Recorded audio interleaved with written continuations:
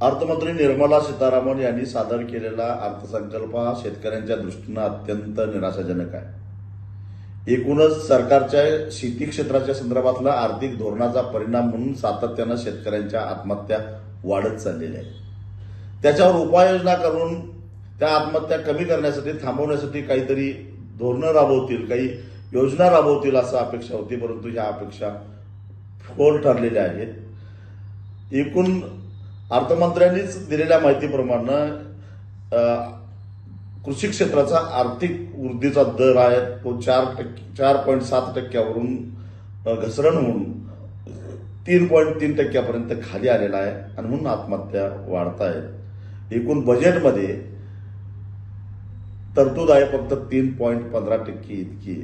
60%हून अधिक जनता शेती क्षेत्रावर अवलंबून असताना तर केवळ 3.15% इतकी तरतूद अर्थसंकल्पामध्ये असेल तर याच्यापेक्षा निराशाजनक दुसरी गोष्ट असू शकत नाही।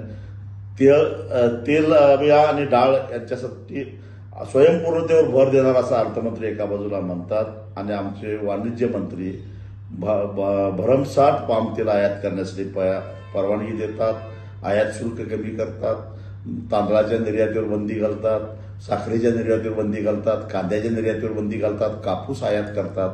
हे धोरण बदलल्याशिवाय खऱ्या अर्थानं शेतकऱ्याला सुख मिळणार नाही। त्यामुळे हा अर्थसंकल्प हा पूर्णपणे निराशाजनक अर्थसंकल्प आहे। एबीपी माझा, उघडा डोळे बघा नीट।